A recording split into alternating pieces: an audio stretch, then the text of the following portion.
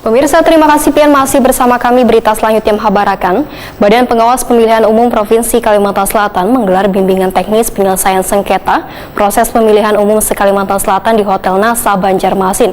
Proses penyelesaian sengketa ini sangatlah penting dikarenakan ada dua tahapan dalam proses sengketa, yaitu proses tahapan pencalonan dan tahapan lain sengketa antara peserta pemilu yang melibatkan dua peserta pemilu yang bersengketa. Badan Pengawas Pemilihan Umum Provinsi Kalimantan Selatan menggelar bimbingan teknis penyelesaian sengketa proses pemilihan umum se-Kalimantan Selatan di Hotel NASA Banjarmasin Baisukan Senin 14 November 2022.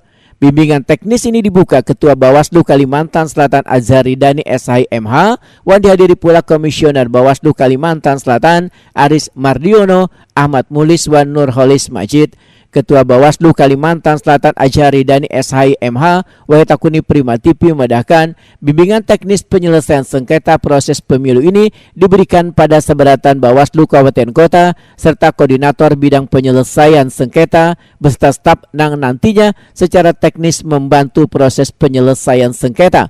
Menurut Azhari Dani, proses penyelesaian sengketa ini sangatlah penting bagi Bawaslu Provinsi Kabupaten wan Kota dikarenakan ada dua tahapan dalam proses sengketa, yaitu proses tahapan pencalonan dan tahapan lain sengketa antara peserta pemilu yang melibatkan dua peserta pemilu yang bersengketa. Seluruh putusan Bawaslu itu final dan mengikat kecuali dua tahapan. Pertama adalah tahapan pendaftaran, verifikasi dan penetapan partai politik. Yang kedua adalah tahapan pencalonan anggota DPR. Dan manfaat dari kegiatan pada hari ini diharapkan seluruh peserta ketika nanti menyelesaikan sengketa proses dapat menjadi tim pemeriksa yang profesional dalam rangka untuk menyelesaikan sengketa proses. Yang kedua, diharapkan para peserta dapat memahami dan mengerti alur atau tata acara bagaimana proses sengketa itu. Diharapkan nanti seluruh proses sengketa itu memberikan dampak yang berarti atau memberikan kemudahan bagi para pemohon maupun termohon dalam menyelesaikan mekanisme proses sengketa.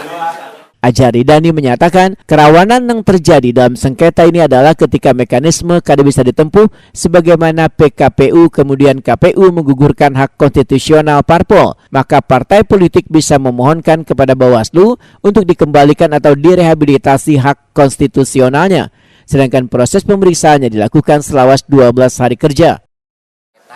Yaitu mekanisme sistem informasi penyelesaian sengketa. Jadi prosesnya adalah bahwa seluruh partai politik yang dirugikan itu bisa menyampaikan permohonan melalui mekanisme SIPS.